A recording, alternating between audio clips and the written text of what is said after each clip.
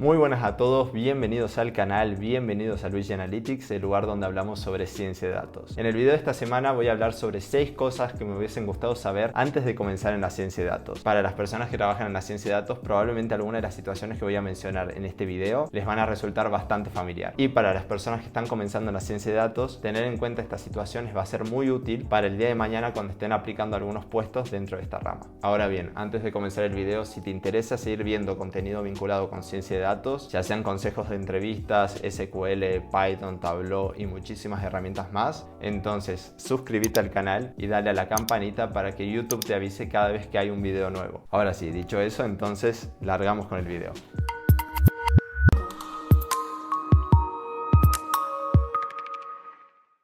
Al día de hoy existen muchos lenguajes de programación, ya sea Python, R, JavaScript, C++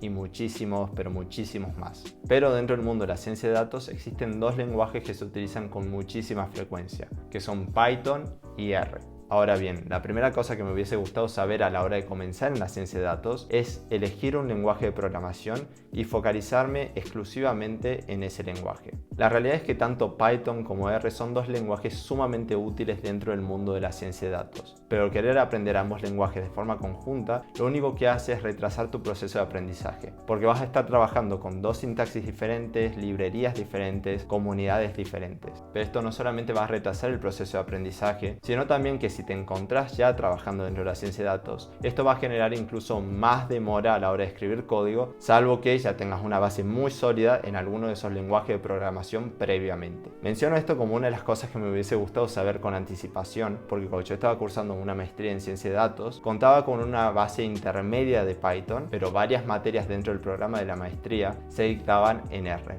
Y es que justamente durante ese periodo tuve muchas dificultades a la hora de confundir sintaxis, confundir librerías, por estar trabajando con ambos lenguajes a la vez. Ahora bien, una de las preguntas que pueden surgir en este punto es, bueno, tengo que elegir un lenguaje de programación, focalizarme en ese lenguaje, pero tengo que optar por Python o tengo que optar por R. Y la realidad es que para responder esta pregunta en mayor detalle tengo que armar todo un video completo para explicar las ventajas y desventajas tanto de Python como de R. Así que si te interesa saber sobre eso, déjame un comentario para poder crear un video en un futuro. Pero a grandes rasgos, lo que sí te puedo decir es que ambos lenguajes van a tener ventajas y desventajas y que no existe uno que sea mejor que el otro. Todo esto va a depender de las necesidades que tengas y del uso que le des, ya sea si aplicas ciencia de datos más orientado a industria, a un área empresarial o a una área de investigación académica. Si a mí me preguntan personalmente cuál prefiero, en base al uso que yo le doy de forma diaria, decido optar por Python, porque si bien el proceso de análisis exploratorio considero que R tiene una gran ventaja, el resto de los pasos que tienen que ver con el desarrollo de modelos de Machine Learning o el proceso de deployment, que es básicamente poner un modelo en producción, me resulta mucho más útil recurrir a Python por sobre R.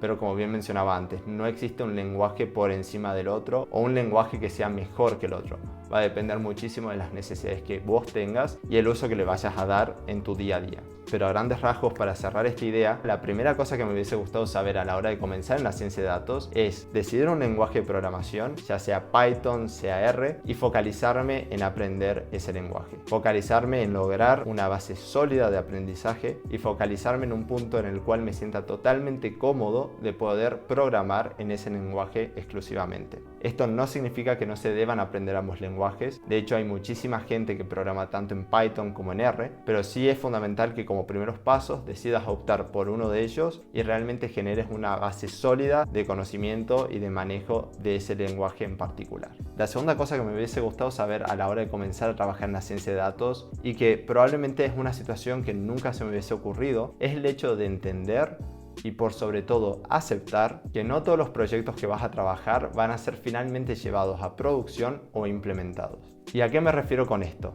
Dentro de la ciencia de datos, ya sea que estés llevando a cabo un modelo de Machine Learning o estés llevando a cabo el diseño de un tablero ya sea en Power BI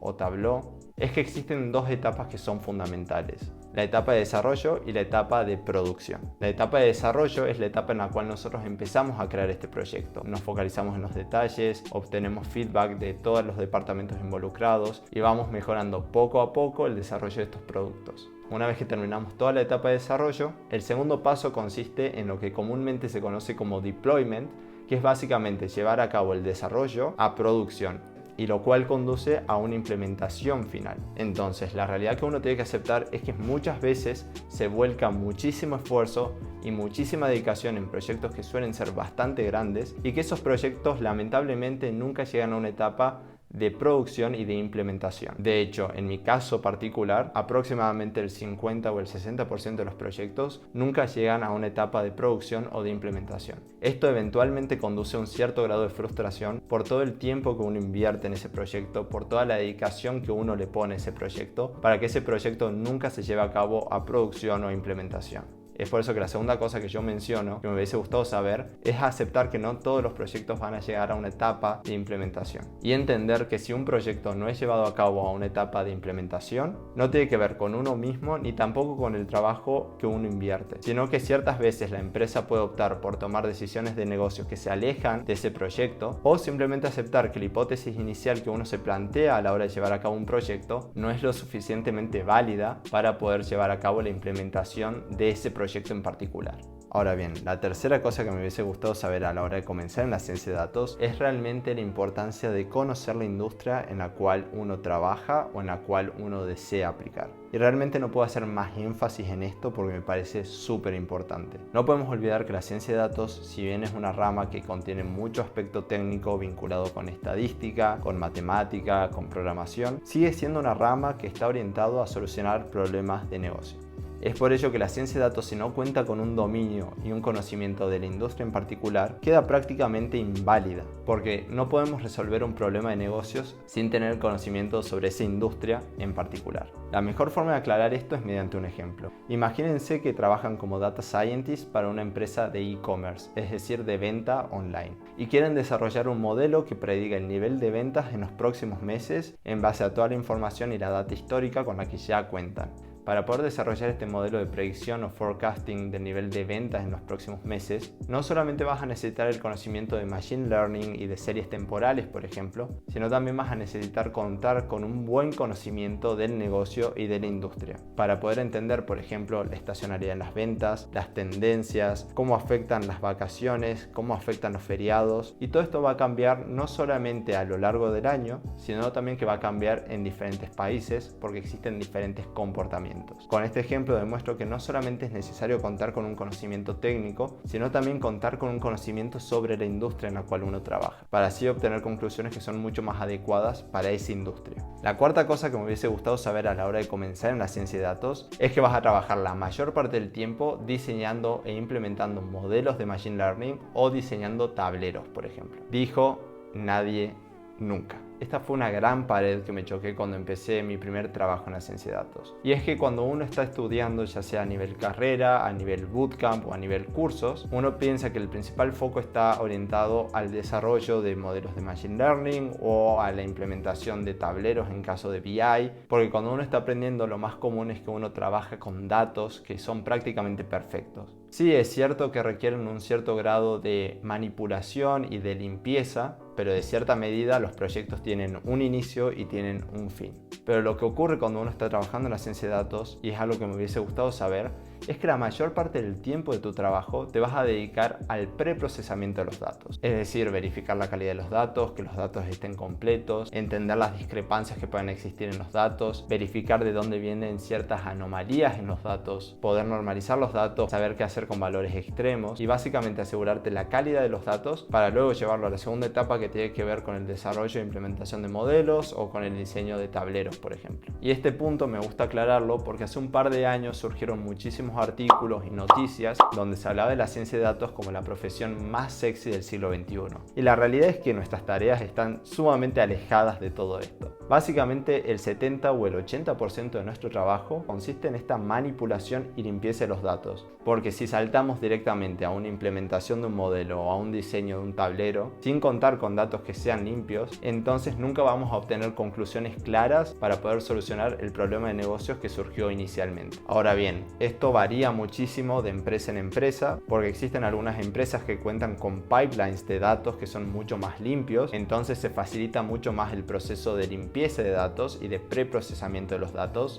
pero en todas las empresas, ya sea en mayor o menor medida, se dedica muchísimo tiempo al preprocesamiento de los datos. Así que para cerrar la idea sobre la cuarta cosa que me hubiese gustado saber, es ajustar un poco las expectativas de las tareas que uno va a desarrollar en el trabajo, porque si bien vamos a implementar modelos y vamos a trabajar muchísimo en el área técnica, es cierto que gran parte de las tareas previas van a implicar muchísima limpieza y muchísimo preprocesamiento. Si bien es muy importante saber sobre preprocesamiento de datos, modelado, visualización de datos y demás, la quinta cosa que me hubiese gustado saber a la hora de comenzar en la ciencia de datos es lo importante que es la comunicación. Y si bien esto puede sonar como cliché, lo que hace la diferencia entre un analista de datos y un buen analista de datos, o un científico de datos y un buen científico de datos. Y menciono esto como una de las cosas que me hubiese gustado saber antes de comenzar en la ciencia de datos, porque cuando uno está aprendiendo la parte teórica se focaliza mucho en la parte técnica y se tratan de proyectos sumamente individuales. Pero la realidad es que cuando uno empieza su primer trabajo en la ciencia de datos, se da cuenta que los proyectos son multidepartamentales. Y no solamente me refiero a la comunicación a nivel interno dentro del equipo de data, que tiene que ver con una comunicación mucho más técnica, sino también la posibilidad de traducir aspectos técnicos de la ciencia de datos a un lenguaje mucho más coloquial y mucho más simple para poder transmitir estas ideas técnicas a personas que no están vinculadas con el área de data.